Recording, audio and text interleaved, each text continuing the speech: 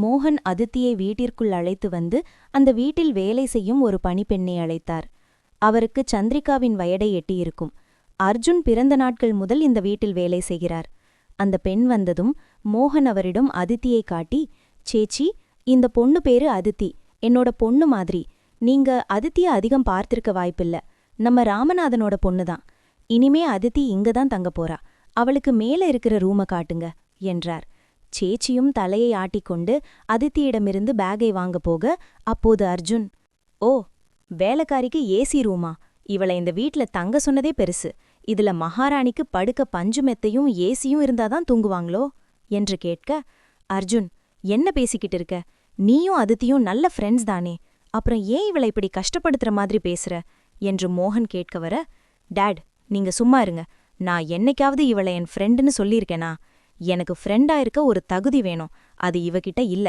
என்ன பொறுத்த வரைக்கும் இவ எப்பவுமே இந்த வீட்டு வேலைக்காரிதான் என்றான். அதித்திக்கு இவன் பேசுவதையெல்லாம் கேட்டு இந்த வீட்டில் தங்கவும் விருப்பமில்லை. ஆனால் வெளியில் சென்றால் கடன்காரர்கள் தொல்லையை சமாளிக்க முடியாது என்று நினைத்து அவன் பேசுவதையெல்லாம் பல்லை கடித்துக் கொண்டு கேட்டு நின்றாள். அர்ஜுன் அதிதி அருகில் வந்து நின்றான். ஆனால் அர்ஜுன் மேலிருக்கும் பயத்தில் அதிதி குனிந்த தலையை நிமிர்த்தாமல் தரையையே பார்த்து நின்றாள்.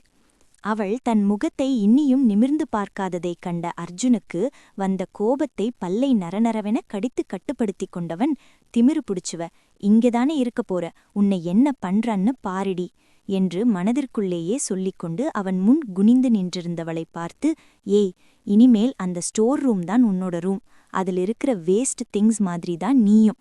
அதுவாது பழைய இரும்பு வியாபாரி வாங்கிப்பான். ஆனா நீ எதுக்கும் உதவாத வேஸ்ட் தான். போ, இனி அங்கதான் நீ தங்கணும் என்றான். ஆனால் அவன் அவ்வளவு பேசியும் தன் முகத்தை நிமிர்ந்து பார்க்காத அதிதி மேல் அர்ஜுனுக்கு கோபம்தான் பெருக்கெடுத்தது. அவள் தன் முகத்தை மட்டுமே பார்க்க வேண்டும், தன்னிடம் மட்டுமே பேச வேண்டும், ஒரு நாள் முழுவதுமே ஆனாலும் தன்னோடு மட்டுமே நேரத்தை செலவிட வேண்டும் என்பதேதான் அர்ஜுனின் எண்ணம். ஆனால் அதிதிக்கு அவன் கண்ணில் கூட சிக்காத ஏதாவது ஒரு இடத்திற்கு சென்றுவிட வேண்டும் என்பதுதான் அவனுடைய அரக்க குணம். அப்படி அர்ஜுன் கை காட்டிய திசையில் தலை குனிந்தபடியே ஸ்டோர் ரூம் பக்கம் சென்றாள். மோகனுக்கும் சந்திரிகாவுக்கும் என்ன செய்வதென்றே தெரியவில்லை. அர்ஜுனின் கோபம் நாட்கள் சென்றால் மாறிவிடும் என்று நினைத்து அமைதியாக நின்றனர். அதிதி ஸ்டோர் ரூமில் இருந்த பொருட்களை ஓரமாக வைத்து இடத்தை சுத்தம் செய்துவிட்டு அந்த அறையின் ஒரு சிறிய இடத்தை மட்டும் தனதாக்கிக் கொண்டாள். ஆனால் அர்ஜுன் அதை கூட அவளுக்கு விட்டுத்தர மாட்டான் என்பது அவளுக்கு அடுத்த நாள்தான் தெரிந்து கொள்வாள். அந்த ஸ்டோர் ரூமிலே இருந்த குளியலறையை பயன்படுத்திக் கொள்வாள். அறையை சுத்தம் செய்து முடிக்க இரவாகிவிட்டது. அதிதி சமையலறைக்கு வந்து நின்றாள். சேச்சி அனைவருக்கும் உத்தரவிட சமையலாட்கள் சமையலை செய்து கொண்டிருந்தனர். அக்கா, நான் ஏதாவது வேலை செய்யட்டுமா என்ற மெலிதான குரலில் அதிதி சொல்ல, அங்கிருந்த அனைவரும் திரும்பி அதிதியை பார்த்தனர். சேச்சி வேலையாட்களை பார்த்து, ஹா, உங்களுக்கு என்ன வேடிக்கை, சட்டுன வேலைய முடிங்க, மோகன் சாரோட டின்னர் டைம் நெருங்கிடுச்சு என்று சொல்ல சமையல்காரர்கள் மீண்டும் வேலையில் மும்மரமாகினர். சேச்சி திரும்பி அதிதியை பார்த்து, மோகன் சார் என்கிட்ட எல்லாமே சொல்லிட்டாரு, நீ கவலைப்படாதமா, நீ படிக்கிற வேலையை மட்டும் பாரு, நீ எந்த வேலையும் செய்ய வேண்டாம். அர்ஜுன் சார் ஏதாவது கேட்டா நான் ஏதாவது சொல்லி சமாளிச்சுக்கிறேன் என்றார். சேச்சி சொன்ன பிறகு அதிதி தலையை ஆட்டிவிட்டு அடுத்த நாள் தேர்விற்காக படிக்கச் சென்றாள். இரவு சாப்பிட்டிற்காக அர்ஜுன், சந்திரிகா மற்றும் மோகன் வந்து அமர, அங்கு அதிதி இல்லாததை கண்ட மோகன், சேச்சி, அதிதி எங்க என்றார். அந்த பாப்பாவுக்கு நாளைக்கு ஏதோ எக்ஸாம்னு சொன்னாங்க, அதான் உள்ள உட்காந்து படிக்கிறாங்க என்றாள் சேச்சி. மோகனும், அதிதியை சாப்பிட வர சொல்லுங்க என்றார். சேச்சியும் சென்று அதித்தியை அழைக்க, இல்ல அக்கா, நான் வரல, அங்க அர்ஜுன் இருப்பான் என்று அச்சத்துடனே அதித்தி சொன்னாள். அதெல்லாம் ஒன்னும் சொல்ல மாட்டாருமா.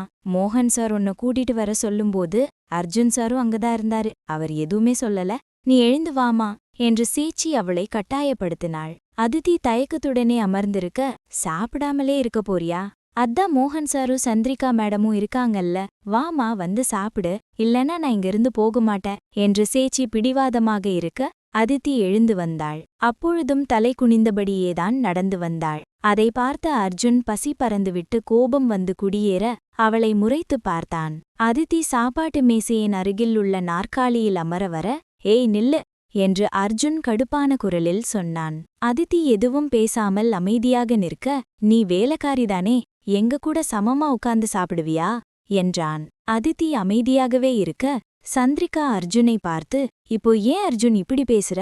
அதித்தி நம்ம வீட்டு பொண்ணுட, அவளை நீ இந்த மாதிரி அவமானப்படுத்தக்கூடாது என்றாள்.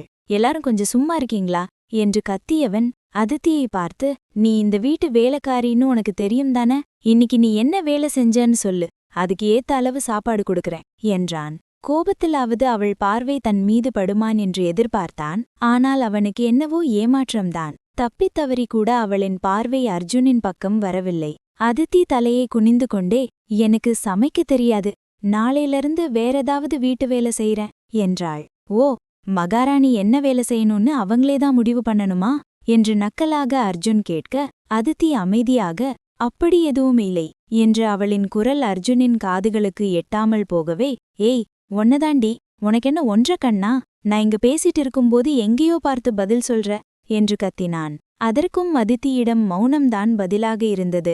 அவள் அர்ஜுனை நிமிர்ந்து பார்க்காமல் இருப்பதே அவனுக்கு எரிச்சலை தர, அர்ஜுன் தன் கையை ஊங்கி மேசையின் மீது அடித்தான். அதில் மோகனும் சந்திரிகாவும் திடுக்கிட்டு விட்டார்கள். அதித்திக்கு சொல்லவே வேண்டாம், நடுங்கிக் கொண்டு நின்றாள். ஆனால் அந்த சத்தத்தில் கூட அதித்தி அர்ஜுனை நிமிர்ந்து பார்க்காமல் இருப்பது அவனுக்குள் எழுந்த கோபத்தை கட்டுப்படுத்த முடியாமல் அவன் முன்னிருந்த சாப்பாட்டு தட்டை தூக்கி வீச, அது சுவற்றில் பட்டு சில்லு சில்லாக நொறுங்கியது. அதில் அதித்தி மேலும் பயந்து போனவள் அருகிலிருந்த சேச்சியின் பின்னால் நின்று கொண்டாள். அர்ஜுன் செய்வதை கண்டு பொறுக்க முடியாத மோகன், என்னடா உன் மனசுல நினைச்சிட்டு இருக்க? சாப்பாட தூக்கி எறிகிற, ஒரு படிச்ச டாக்டர் மாதிரியா நடந்துக்கிற என்று கத்தினார். அர்ஜுன் அலட்சியமாத மோகனை பார்த்து, டாக்டர் எப்படி நடந்துக்கணும்னு ஒரு லிஸ்ட் போட்டு தாங்க டாட், அத பார்த்து படிச்சு நாளையிலிருந்து அதை ஃபாலோ பண்றேன் என்று சொல்லிவிட்டு அதித்தியை பார்க்க, அதித்தியோ சேச்சி பின்னால் நின்றால் அர்ஜுன் கண்ணிற்கு தெரியமாட்டோம் என்று நினைத்துவிட்டாள் போல அதித்தி சேச்சியின் பின்னால் மறைந்து கொண்டு நிற்க, சேச்சி, இவ எந்த வேலையும் செய்யாம இவளுக்கு சாப்பாடு மட்டும் இல்ல, பச்சை தண்ணி கூட குடுக்கக்கூடாது என்று சொல்லியவன் தன் காலை தரையில் ஓங்கி உதைத்துவிட்டு சென்றான்.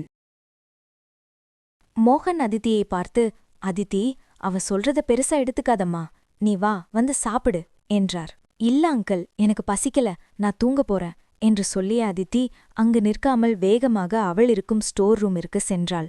சந்திரிகாவும் மோகனும் ஒருவர் முகத்தை ஒருவர் பார்த்து கொள்ள மட்டும்தான் முடிந்தது. அதித்திக்கு என்னவென்ற ஆறுதல் சொல்வதென்றே இருவருக்கும் புரியவில்லை. மகனின் நடத்தையை எண்ணி மோகன் வருந்திக் கொண்டிருந்தார். அதித்தி பசியில் தூக்கமும் வராமல் அர்ஜுன் பேசிய வார்த்தைகளை தாங்கவும் முடியாமல் கண்களிலிருந்து கண்ணீர் மட்டும் வடிந்து கொண்டு இருந்தது.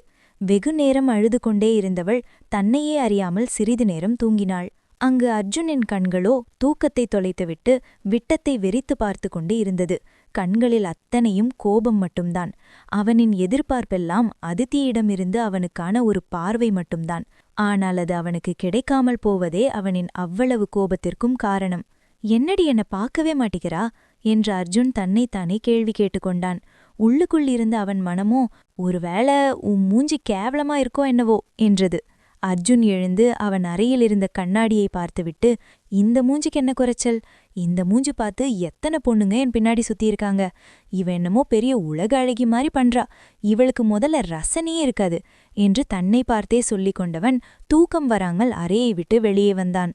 அறையை விட்டு வெளியே வந்த அர்ஜுனனின் கண்கள் அவனையே அறியாமல் அதித்தி தங்கியிருக்கும் ஸ்டோர் ரூம் பக்கம் சென்றது. அந்த ஸ்டோர் ரூமை பார்த்தபடியே படியிலிருந்து இறங்கி வந்தான். ஸ்டோர் ரூமின் கதவு அடைத்திருந்தது. அவனால் அவளை பார்க்க முடியவில்லை. அர்ஜுனால் மீண்டும் அறைக்கு செல்ல மனம் வராமல் அங்கேயே நடந்து கொண்டிருந்தான். அதித்தி வெளியே வருமாறு தெரியவில்லை. அவன் ஸ்டோர் ரூமை பார்த்தபடியே படியில் அமர்ந்து விட்டான். இருள் மறைந்து சூரிய கதிர்கள் மெதுவாக ஒளிரத் தொடங்கியது. இன்றும் வேலை செய்யாவிட்டால் அந்த ராட்சசன் தன்னை இன்னும் காயப்படுத்துவான் என்று நினைத்த அதித்தி வேலைக்காரர்கள் வருவதற்கு முன்னரே எழுந்தாள். வீட்டிலிருக்கும் வேலைகளில் சில வேலைகளை சீக்கிரம் முடித்தால்தான் சரியான நேரத்திற்கு தேர்வுக்கு செல்ல முடியும் என்று எண்ணிக்கொண்டவள் கதவை திறந்து வெளியே வந்தாள். வெளியே வந்த அதித்தி முதலில் பார்த்தது படியில் சாய்ந்த நிலையில் அமர்ந்து அவளின் வருகையை எதிர்பார்த்து காத்திருக்கும் அர்ஜுனைதான். அவனை பார்த்த மறுநொடியே தலையை கீழே தொங்க போட்டு கொண்டாள். அதையும் அர்ஜுன் நன்கு கவனித்துக் கொண்டான். அதுக்கெல்லாம் சேர்த்து மொத்தமாக தண்டனை தரத்தானே காத்திருக்கிறான். ஆனால் அவன் இந்த காரணத்திற்காகத்தான் அவளை பாடாய்படுத்தி எடுக்கிறான் என்று அவளுக்கு தெரியவில்லை. தலையை தொங்க போட்டபடியே சமையலறையை நோக்கிச் சென்றவளை, ஏய் என்ற கர்ஜனையான குரலில் அர்ஜுன் அவளை அழைக்க, அதித்தி அதே இடத்தில் அப்படியே அசையாமல் கைகள் நடுங்க நின்றாள். அவள் அருகில் எழுந்து வந்த அர்ஜுன், என்னடி இவ்ளோ நேரம் உனக்கு தூக்கம்? வேலைக்காரினா காலையில சீக்கிரமா எழுந்து வேலைய பார்க்கணும் என்று சொன்னான். அதித்தி குனிந்த தலையோடு கண்களை உருட்டி சுற்றி முற்றி பார்க்க ஒரு வேலைக்காரர்கள் கூட இன்னும் வேலைக்கு வரவில்லை. அர்ஜுனும் அதை கவனித்தவன். அந்த டைமிங் எல்லாம் மத்தவங்களுக்கு, உனக்கு தனி டைமிங் தான். இனிமே எல்லாருக்கும் முன்னாடியே நீ எழுந்திருக்கணும். காட் இட் என்றான். அதித்தி வாயே திறக்காமல் தலையை மட்டும் சரி என்று ஆட்டினாள். அதித்தி தன் முகத்தை பார்ப்பாளா என்று அவன் எண்ணினால் அது நடக்காத காரியம்தான். ஆனால் அவளை பார்க்க இவன் ஒரு இரவையே பலி கொடுத்துவிட்டு அவ்வளவு எளிதில் எப்படி அவளை போக விட்டுடுவான்? அவளை பார்த்த அர்ஜுன், இன்னைக்கு நீ லேட்டா எழுந்ததால ஒரு 100 தோப்புக்கரணம் போடு என்றான். அதித்தி பயத்தில் எச்சிலை விழுங்கிக் கொண்டிருக்க அர்ஜுன் மனதுக்குள்ளே, இன்னைக்கு எப்படி நீ என் முகத்தை பார்க்காம இருக்கேன்னு பாக்கறேன் என்று நினைத்துக்கொண்டே அருகிலிருந்த நாற்காலியில் அமர்ந்தான். என்ன அமைதியா நிக்கிற? சொன்னதை செய் என்று கர்ஜிக்க அதித்தி நடுங்கிக் கொண்டு நின்றாள். அர்ஜுனின் எதிர்பார்ப்பின்படி அதித்தி அர்ஜுனின் முகத்தை பார்ப்பாளா? ஒருவேளை அதித்தி அர்ஜுனின் முகத்தை பார்த்தால் இருவருக்கும் இடையில் என்ன நடக்கும்?